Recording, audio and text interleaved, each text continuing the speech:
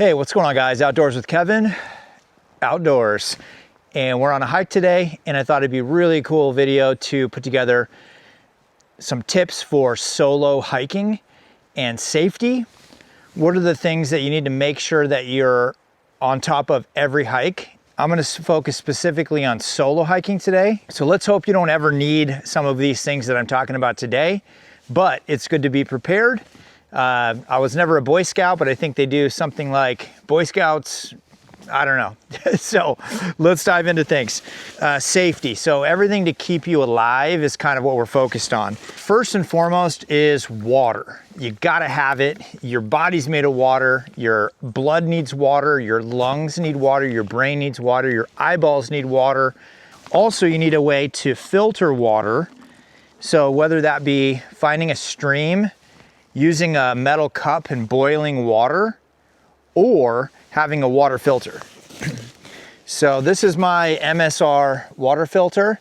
And what I like about this one is designed to screw right on top of the Nalgene.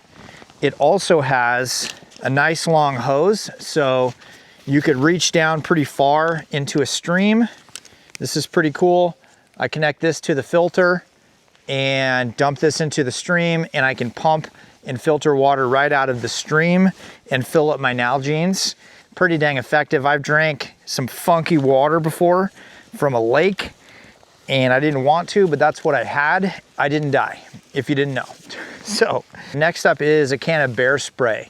So I'm not sure if there's particular brands that are better than others. This is called the Frontiersman right here. And I'll throw a link on Amazon down below. You can check that out.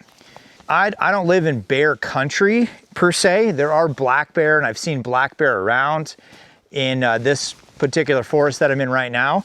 But they're usually scared of me more than I'm scared of them. So me making noise, they're gonna be, whoosh, I'm out. Not only have bear spray, but have it on the ready. Also, you run into some bandits in the woods who are trying to steal your water.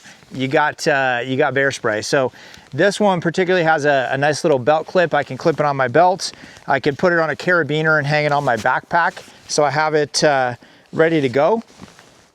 You always got to check your back, by the way, when you, I'm looking at the camera and just making sure we're good. So air horn, you can signal SOS to people. Also, you can use it to scare away a bear or a coyote or whatever. It's a great thing. Get something as high decibel as possible. But these things, I mean, I've got it in the package. It weighs literally nothing. It's air. And so kind of a cool thing, especially if you don't use a pew-pew. You know, having bear spray and an air horn is a nice alternative. Next up is some extra food. Having some backup food is really important. And I like the dehydrated food because theoretically I could eat it cold, just add water. I liked eating these hot, like this biscuits and gravy. It's pretty tasty. Next on the list is a knife with some cordage. So with a little pocket knife, so most of you guys probably have your little pocket knife with you anyways, but having something that's a fixed blade, not on a hinge that flips open. So you can use this to baton wood. So if you're not familiar with batoning wood, you should definitely, I've got some videos, check those out. Make sure you hit that subscribe button and like this video, by the way, I appreciate you. But check out my videos for the batoning wood. You kind of see me in process using this one and then a big K-bar knife. So check those videos out. But this is perfect for here. I can sharpen a stick to make a spear to catch a fish. I can, and cordage, always need cordage. You can use that as something to fix your belt. Let's say your belt breaks, your pants falling off, that's gonna be for a slow hike. So having enough cordage you can wrap around as a belt. Let's say you fell and you hurt your arm and you wanna put it in a sling. I've broken my arm before and it was not awesome. It wasn't hiking, by the way, but I was on a bike. But breaking your arm, you want to put it on a sling. You can wrap and make a makeshift sling to hold it in place. You can use cordage as a tourniquet. You got a pretty nice gash. I have a picture on my Instagram, so if you're not checking out my Instagram, go to my Instagram, check that out. but there's a nice gash, some big old gashes from when I slid down a mountain. So anyway, so you never know if you're going to need to stop some bleeding and so forth. So having some cordage is good. This one's pretty cool. This one is an emergency shelter. So it's basically a little tarp that you can make as a tent. So I can use that cordage, I can string it up in between trees, or I can just literally wrap it around me because it's waterproof, and it could save the day in a storm. Worse, let's just say something crazy happens in internal organ, something's going on, you fall and break a leg, and you're kind of stuck in the woods for 12 hours until somebody comes to find you. I don't know.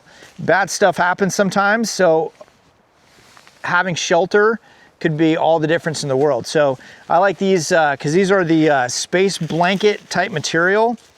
Comes with some cordage. This space blanket, really thin mylar kind of stuff. But this is its own little kit, so that's kind of cool. When I'm hiking solo, having a nice pair of gloves, whether that be something big like snow gloves because it's cold out. I like using something like these. These are mountain bike gloves by Outdoor Research, goat leather palms, and I still have full dexterity to do tasks around camp and whatever. So really nice to have a pair of gloves, especially when you're hiking in terrain that's really rough and tough. If I were to put my hand down and touch something I shouldn't touch, I don't want to cut my hand. We have a lot of stinging nettles. Maybe you have poison oak or poison ivy, I don't know. So just kind of protecting your hands is really important. So I definitely like hiking with a pair of gloves. Also something like this, they don't really weigh much at all compared to like a big snow glove. So nice thing to have. Next up is my Garmin inReach. So they have, this is the original Garmin inReach and has a carabiner, has a clip. So I can use this as GPS to figure out where I'm at on the trail. You do enough hiking like me, and I'm sure you do as well, where you're hiking and you get off trail because it's kind of a sketchy trail, and you realize, I don't think I'm on the trail anymore. In fact, I think I need to be way over there. Pulling out this GPS where it has trails built into it, and I can say, oh, okay, I need to head that direction, and this will get me to where I need to go. Also has the SOS button on the side, so I flip this open, hit that button right there, and helicopters are coming to save you. It's not cheap for these. I want to say it's not crazy expensive, but all you need is one use out of this and it saves the day, right? So your life is more important than like 15 bucks a month or 25 bucks a month, whatever this thing is. So definitely a good thing to have, the inReach system. I really like it. It's saved the day for me. I've never had to use the SOS button, thank God, but it's there. Next up is power. So we live in a different time where we have a lot of cool devices that are gonna help us and save the day. So this is by Nest Out, and really cool product. Kind of looks like a little flask. And you open this up and it's waterproof. It's got O-rings and everything like that. So USB-A, USB-C, got my USB-A to C cable. So I can charge my iPhone. I can charge my inReach. I can charge flashlights and headlamps and any of those types of things. So having power, this one's nice because it's really rugged. It's designed for rugged conditions. This is their smaller 10,000 bank, but really, really cool item. And here's my stove system. So I've got my Jetboil stove. I've got an extra big canister. So here's the big canister of the isobutane. So enough to heat, I don't know, man, you could probably do 100 cups of coffee with this. Got my Jetboil right here to heat up water. And I've got my long-handled spoon. I've got a little bit of coffee in here.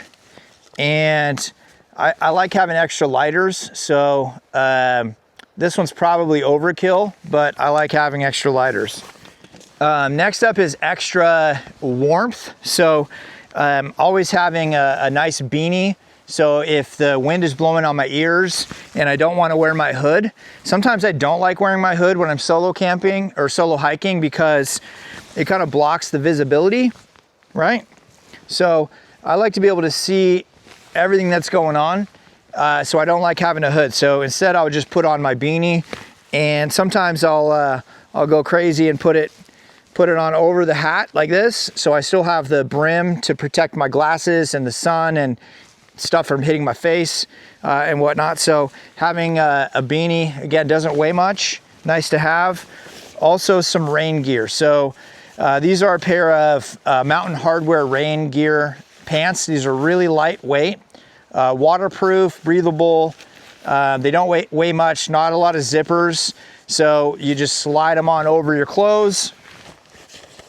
I've got my Outdoor Research rain jacket on right now, Gore-Tex. Having some water protection and wind protection. The nice thing is that if it's waterproof, it's also windproof. So wind is bigger than the water molecules. So if it's waterproof and water beads up on it and drips right off, it is going to also be windproof, which is nice.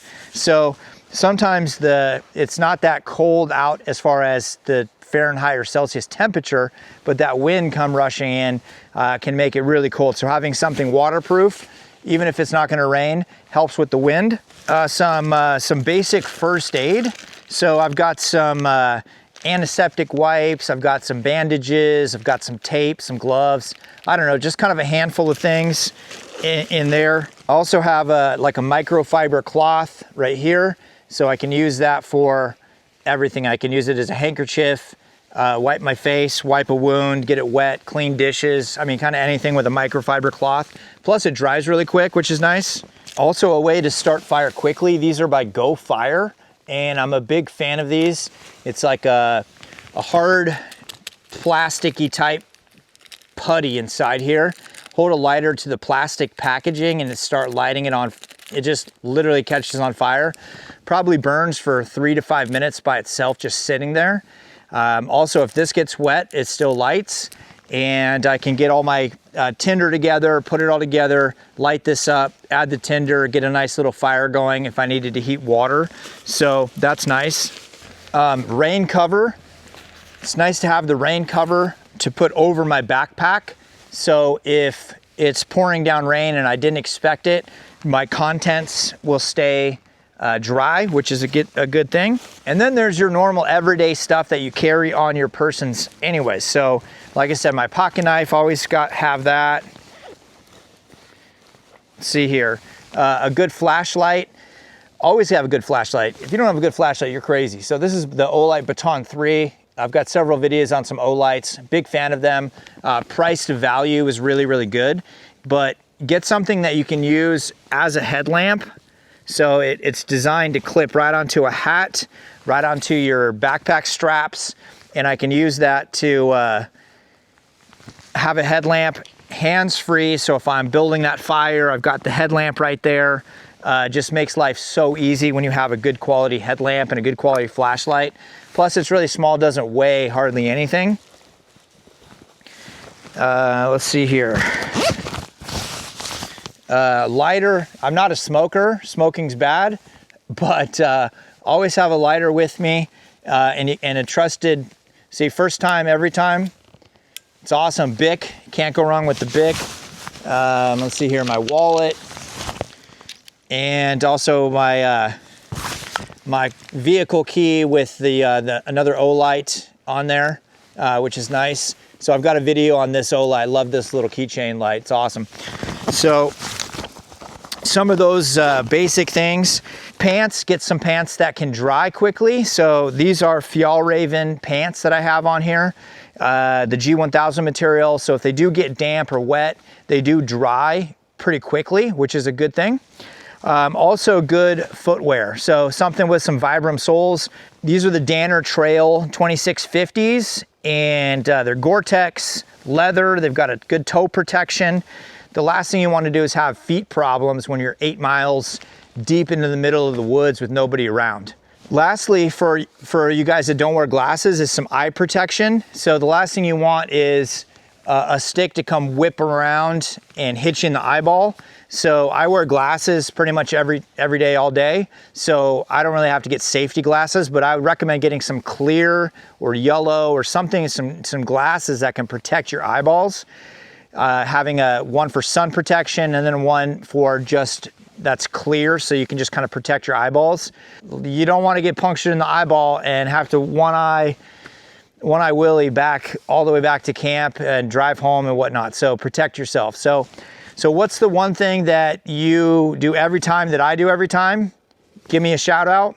What's something that you learned today that you're like, yeah, that's a good idea. I think I need to add that to my kit. I am absolutely not an expert in hiking safety and those types of things. There's probably things that I'm missing. Chime in the comments. What's one thing that you bring that you didn't see me bring on every hike, whether you're solo hiking or not. I love to interact with you guys.